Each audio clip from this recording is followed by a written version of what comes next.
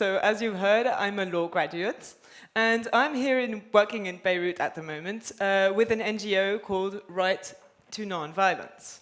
Right to Non-Violence was founded a couple of years ago because we believe that something special is going on in the world today. Something special that we can and must all learn from, but something that is also very fragile. And it is up to us, each and every one of us, to work hard to make sure this something is preserved. So what am I going on about? What is taking place that is so special? One thing going on is the series of revolutions in the Middle East. We are definitely living a historical moment. Here in the Middle East, but also elsewhere in the world. In fact, it was these revolutions in the Middle East that inspired the beginning of a huge protest movement elsewhere in the world, Occupy. The Occupy movement, for those who haven't heard of it, organizes peaceful demonstrations where people express their frustration and disappointment at the fact that their governments have become driven more by economic interests instead of by the will of the people.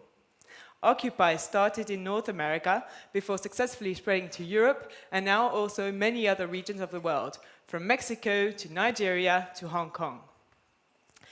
These worldwide protest movements and revolutions have something in common. Whether it be against the political oppression of a dictatorship or against the violence caused by unbalanced economic power, whatever the exact goals, this moment in history is showing us that we, as a young generation, aspire to a future of freedom and respect, rather than of coercion and violence. But then again, come on, let us be frank here. As special as this revolutionary moment is, it is not unique in time and space. Revolutions are as old as mankind. Revolutions have always aimed at a better future. So the question is there really something special with what is happening today in the world? Or are we just witnessing another wave of revolutions like the previous ones we've had in the past? I don't think so. I believe there is something more happening in today's worldwide protest movements. It is the spirit of the people that are fighting for change. This spirit has been dominantly non-violent. Now, before I go on, let me clarify briefly what this concept of non-violence means. Contrarily to what many believe, non-violence is not the refusal of self-defense. When a man is being attacked aggressively, you of course have the right to self-defend. And non-violence is not the same thing as non-action. It is not the same thing as passivity. Non-violence is a very active way of seeking change. It is the ability, or should I say the strength, to be able to achieve change, to solve problems without resorting to violence. Right to Non-Violence has believed in the power of non-violent struggle since its beginning. In fact, since a year before the revolution started in Tunisia, we have been working on promoting the strength of non-violent revolutionary change. At the time, many views were very skeptical. Today, however, we have been able to witness how strong the power of non-violence can be. Even in the face of sometimes very harsh governmental repression, the overall majority of protesters, both in the Middle East as in the Occupy movements, have managed to keep on struggling in dignity without reacting to the provocations of violence. After centuries of violent revolutions, this is an extraordinary achievement. However, it is not enough. No matter how non-violent a revolution is, no matter how successful a revolution is, if our goal today is to reach real change, then the biggest challenge is still to come. You see, the problem is, usually, when a revolution manages to overthrow the system in place, people start thinking politics. We start thinking of the next system we'd like to establish.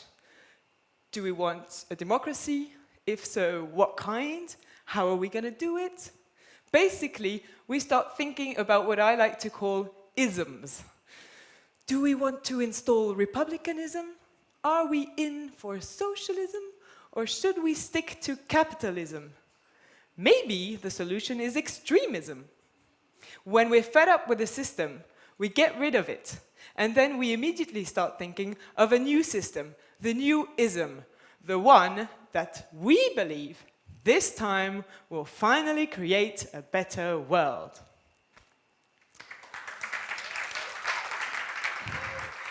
And this is exactly why I believe that previous revolutions in history have failed to bring a serious change in humanity.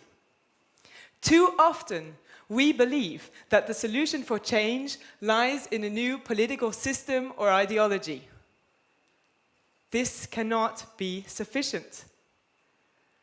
It is not because a chameleon changes its skin color that the chameleon will radically change its behavior. It hasn't changed from the inside. I mean, think about it. This is a very simple principle. I was eating a falafel right now, thinking about the fact that when you order a falafel and you don't have the right ingredients, you're not going to ask for a new wrapping. You're going to ask to change the inside of the falafel. So I never thought I was going to compare societies with the falafel, but truth is, it's the same thing. The same thing goes for our societies. If we want to achieve real change, then there is something much more important that we must do than thinking of new isms. We must change ourselves from the inside. For a society can become genuinely non-violent, we have to learn to become genuinely non-violent. If not, then whatever the system in place, violence will always find a way to express itself. So this is a challenge we are facing today. To keep the spirit of non-violence alive, not only during, but also after the revolutions. My point here is that the spirit of non-violence is much more than just the refusal to use violence during a protest. It's much more than just a revolutionary strategy. Non-violence is a mentality. Non-violence is a way of life. It is the ability to solve even the smallest conflict without resorting to violence. We have to learn to crawl before we can walk. The only way for us to create a non-violent society is for us to internalize the spirit of non-violence in our day-to-day lives. Here's a personal example. The other day, I had an argument with my sister. She said something that surprised me, and I reacted aggressively.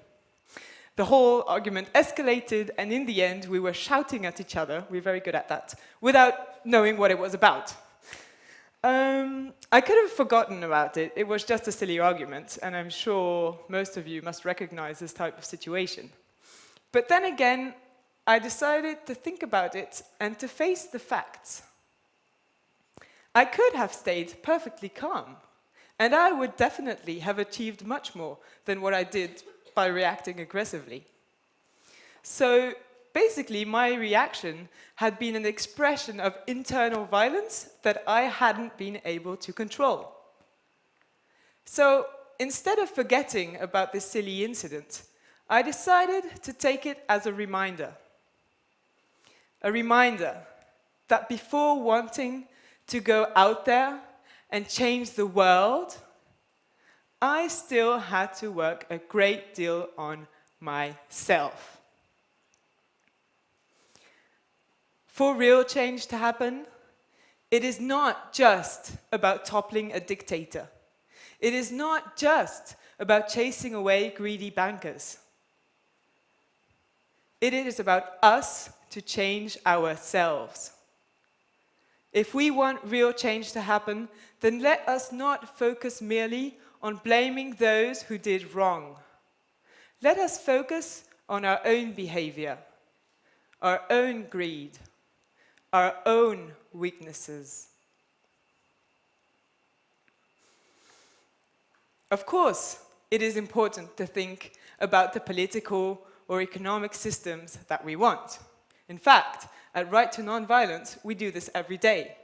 By working with prominent figures in the Middle East on constitution and justice projects, our aim, for instance, is to bring the non-violent spirit that was alive in the streets up to the higher political level. But as I said before, this is not enough. Before the political ideas, before the isms, we need to create, there we are. We need to create the healthy soil in which the seeds of these ideas will be able to grow. And this soil is the spirit of non-violence. The spirit of non-violence has largely dominated today's worldwide protest movements and revolutions. It is now up to us to make the effort to integrate the spirit of non-violence, the power of this non-violence inside ourselves. This is an appeal to every individual. Whether political activist or not, the responsibility of building a less violent future lies with each and every one of us. So let us not just listen and forget. Let us stop talking and start acting. Let us go home today and start watching our own behavior. Let us observe the way we act. Let us observe the way we react. And every time that we have the urge to react in an aggressive manner, let us stop, think, and take the C from the word reacting and put it in front, so that finally we can stop reacting and start creating. Thank you.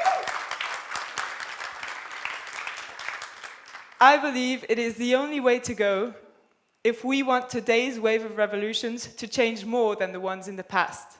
In other words, if we want to change humanity instead of just the political structures. At the end of the day, the most powerful revolutionary is not the one that is able to face the terrible dictator or the greedy capitalist. It is the one that is able to face himself. Thank you.